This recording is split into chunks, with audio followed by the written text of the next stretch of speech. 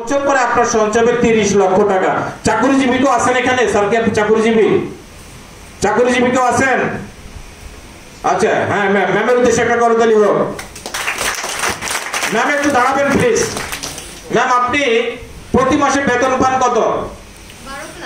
12 plus টাকা। আপনার সংসারের খরচ কত?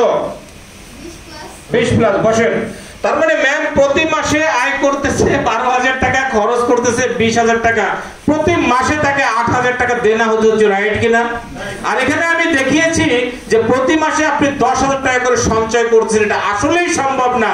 তারপরও আমি আপনাদেরকে দেখাচ্ছি যাতে আমি চলে যাওয়ার পরে কেউ ভুয়া মোটিভেশন বলতে না পারেন আজকে ট্রেনিংটাকে, রাইট? আপনি যখন প্রতি মাসে 20,000 টাকা সঞ্চয় করবেন, আপনার সঞ্চয় দাঁড়াবে 60 লাখ টাকা 25 বছরে। আপনি 30,000 টাকা করে সঞ্চয় করলে আপনার সঞ্চয় দাঁড়াবে কত লক্ষ টাকা? 90 লক্ষ টাকা। আচ্ছা, একটা ব্যক্তি যদি সারা জীবন কাজ করে 90 লক্ষ টাকা সঞ্চয় করতে পারে, তার কি আর কোনো অভাব থাকে? তার ম্যাগনেসিয়া করার দরকার আছে? ম্যাগনেসিয়া করার দরকার না। তাহলে আজকে দেখে আমরা কি করব? ম্যাগনেসিয়া বাদ দিয়ে দিব। কোন কারণে? কারণ আমাদের 90 লাখ টাকা সঞ্চয় চলে আসছে, রাইট কিনা? দেখেন, এই টাকা আপনার থাকবে না কেন? কিছু আপনার অপ্রত্যাশিত খরচ আপনার জীবনে চলে আসবে, বা প্রত্যাশিত কিছু খরচ। যেমন আপনি কি বিয়ে করবেন না?